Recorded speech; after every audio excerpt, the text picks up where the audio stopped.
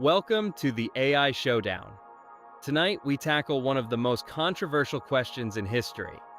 Did humans really land on the moon, or was it staged?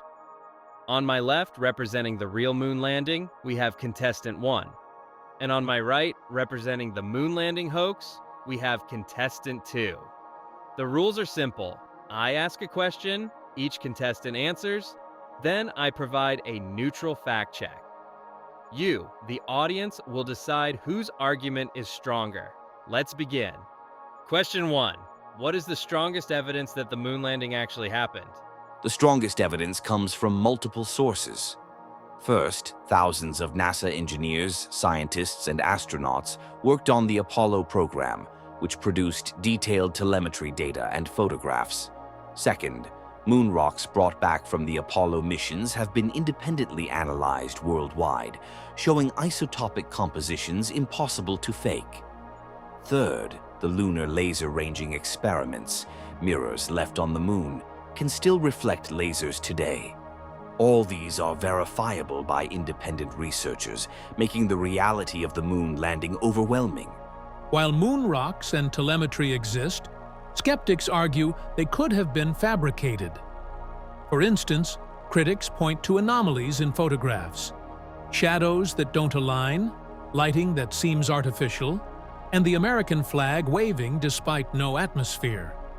They argue that a government with immense resources could stage the landing for political purposes during the Cold War, particularly to beat the Soviets in the space race. These inconsistencies, they claim, cast doubt on the official story. Photographic anomalies have often been explained by differences in lunar lighting, surface texture, and camera optics. Scientists maintain that moon rocks have unique isotopic signatures and cannot be created on Earth. Telemetry data and international tracking also confirm that Apollo missions went beyond Earth's orbit. Question 2. Could 1960s technology even make a moon landing possible? Absolutely. The Saturn V rocket remains the most powerful rocket ever built. NASA's engineers designed highly reliable guidance systems, computer technology, and life support modules. While primitive by today's standards, the computers on Apollo were purpose-built and rigorously tested. The astronauts trained for every contingency, simulating zero gravity in aircraft and underwater. The entire mission architecture was documented and independently verified by engineers and astronauts worldwide. Yes, political motive was massive. Winning the space race during the Cold War gave the U.S. global prestige. Critics argue that NASA, with government backing, could stage footage on a soundstage, broadcast it worldwide, and claim victory. They also point out that the U.S. had precedent for propaganda and misinformation, making the theory not impossible, just ambitious. NASA's engineers did indeed use 1960s computers, which had limited memory but were highly specialized. Apollo missions relied on extensive simulation, manual control by astronauts, and extensive testing. Independent tracking by observatories worldwide confirms the missions left Earth's orbit and reached the moon. Question 3. Was there political motive to fake the moon landing? Yes, the political motive existed to succeed, not to fake it. The U.S. was in a fierce space race with the USSR. The Apollo program's success demonstrates a massive commitment of resources and talent. The lunar landing was witnessed by millions worldwide on live television. The logistical complexity of staging such a hoax, with thousands of people involved without a single credible whistleblower in over 50 years, makes the faked theory implausible. While the political motive was strong, the real missions produced physical evidence, telemetry, lunar samples, and global tracking. Staging a fake landing on such a scale would require secrecy from thousands of people for decades, which is highly improbable. Question 4. Could the astronauts survive the moon's environment? Yes. NASA engineers designed pressure suits, oxygen supply, and temperature regulation systems.